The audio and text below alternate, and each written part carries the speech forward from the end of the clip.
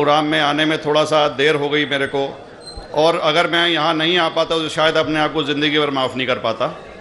आगरा की सरजमी पर आके आपने ये जो रोशनाई जगाई है, ये वाकई में हम तो उस अल्लाह ताला से दुआ करेंगे।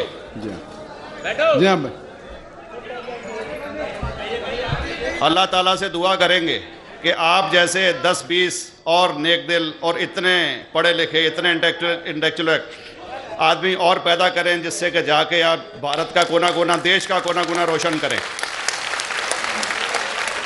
तहे दिल से स्वागत आपका। मेरा एक छोटा सा सवाल से पहले थोड़ा सा, एक हमारे भी गुरु ग्रंथ साहब के अंदर गुरु नानक साहब ने पूरी दुनिया का चक्कर लगाया, जिसके अंदर मक्का मदीना भी शामिल है। और जैसा कि एक सवाल इससे पहले हो चुका है कि गैर मुस्लिम जो है मक्का मदीना में अलाउड नहीं, या वहाँ का कैंटोनमेंट जो है अलाउ परमिशन नहीं देता। मगर ये तो तय है, आप मानते हैं, इस्लाम मानता है, हम मानते हैं, हमारे ग्रंथों के अंदर दर्ज है। गुरु नानक साहब के 2 चेले थे, एक बाला और एक मर्दाना, एक हिंदू और एक मुस्लिम। मर्दाना की बहुत ख्वाहिश थी कि मुसलमान जब तक पूरा मुसलमान नहीं कहलाने का हकदार, जब तक कि वो काबा का दर्शन ना कराए, तो गुरु नानक साहब उसको लेके और काबा गए। हमारे ग्रंथ के अंदर जो दर्ज है कि जब वो वहाँ पहुँचे, उन दिनों बहुत लंबा ये किस्सा है, 1 साल लगता था, और वो रूट सारा उसका वर्णन है। और वहाँ जब मक्का जो मस्जिद के बाहर साथ ही एक दीवार थी, जहाँ पर के भारत के जो मुसलमान दर्शन करने जाते थे काबा के, वो उनको वहाँ ठहराया जाता था। वहाँ की देखभाल जो करता था वो मुल्ला जीवन करता था। जब गुरु नानक साहब अपने चेलों के साथ में वहाँ पर पड़े थे, तो सुबह जब मुल्ला जीवन वहाँ की सफाई करने के लिए आया, तो उसने देखा गुरु नानक साहब के जो पैर थे वो काबा की तरफ थे। वो गुस्से में चिल्लाया कि ये कौन काफिर है जो कि काबा की तरफ पैर करके पड़ा है, और उसने गुस्से के अंदर आके उनके पैरों को झटका दिया, दूसरी तरफ किया। तो हमारे ग्रंथ के अंदर दर्ज जो किस्सा है उसके अंदर ये है कि काबा भी उस समय हिल गया, जिधर गुरु नानक के पैर जाते थे काबा उधर मुड़ता था।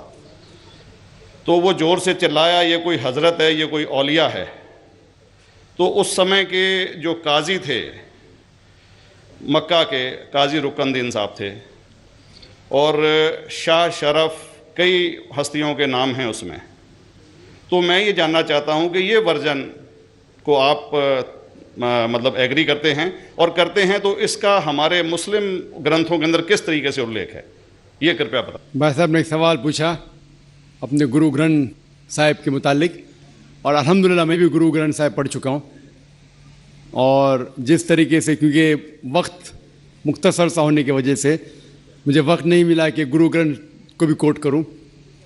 आपका सवाल का जवाब देने के पहले मैं आपसे इजाज़ा चाहूँगा कि इवन गुरु ग्रंथ की किताब पढ़ेंगे आप, ग्रंथ जिसे आदि ग्रंथ कहते हैं, और कोई सिख से पूछेंगे कि खुदा का तसव्वुर क्या है, सबसे बेहतरीन जवाब कोई सिख दे सकेगा, वो आपको कोट करेंगे जापू जी, जो गुरु ग्रंथ साहिब आदि ग्रंथ के सबसे पहले चैप्टर है, सबसे पहला श्लोक, जिसके कहते हैं जापू जी। इसके मानी है कि God is true, he is only one, he is not begotten and is free from fear and want. क्योंकि मैंने अंग्रेजी में पढ़ा हूं, इसलिए मैं अंग्रेजी में उसे कह रहा हूं कि खुदा एक ही है, वो हक है, और वो ना किसी को जना है ना किसी को जनेगा, और वो इमॉर्टल है, ना कभी मर सकता है। और इसको सिखिज्म में जो खुदा को कहते हैं Omkara, in manifest form he is Omkara, and unmanifest form he is एक ओमकारा।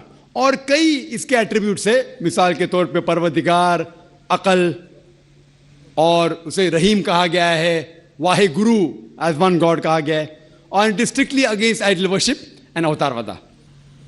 भाई साहब का सवाल था कि उनने ग्रंथ में पढ़ा कि गुरु नानक साहब मक्का के, और उनका पैर काबा की तरफ था, और कोई मौलवी ने पैर को हिलाए और काबा हिल गया। क्योंकि ये age of science and technology है, अगर कोई चीज़ जो किताब हजारों साल पहले लिखी गई है, 10,000 साल या 4,000 साल, तो शायद उसके बारे में हिस्टोरिकल रिकॉर्ड मिलना मुश्किल है। हालांकि इवन जीसस क्राइस्ट के बारे में 2000 साल हिस्टोरिकल रिकॉर्ड है क्योंकि सिखिज्म जो एकदम नया मज़हब है, जितने मज़ाहिब के मुकाबले हिंदुस्तान में नया है, कुछ सैकड़ों साल पहले 15th सेंचुरी में, toward the end of the 15th century, Guru Nanak साहब जो पंजाब के थे, ये मज़हब तो कायम हुआ हार्डली 400-500 ईयर, 400-500 साल।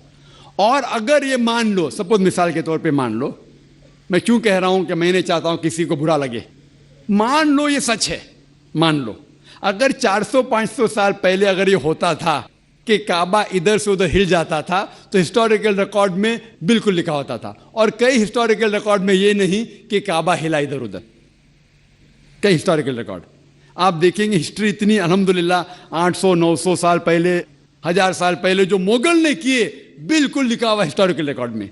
तो ये कहना कि गुरु नानक साहब वहां गए और काबा हिल गया, ये बिल्कुल साइंस के खिलाफ है, क्योंकि साइंस में कोई भी रिकॉर्ड नहीं है, वहां के देश के रिकॉर्ड में कहीं भी नहीं कि काबा हिला। तो इसलिए हम कहते हैं कि हो सकता है ये गलती से किसने लिखा होगा, न कई किस्से कहानी। ये मैं तस्लीम करता हूं कि गुरु ग्रंथ साहिब में कई चीजें सही है, हक की बात है, लेकिन ये तस्लीम करना कि काबा हिल गया, ये बिल्कुल साइंस के भी खिलाफ है, साइंस के खिलाफ है।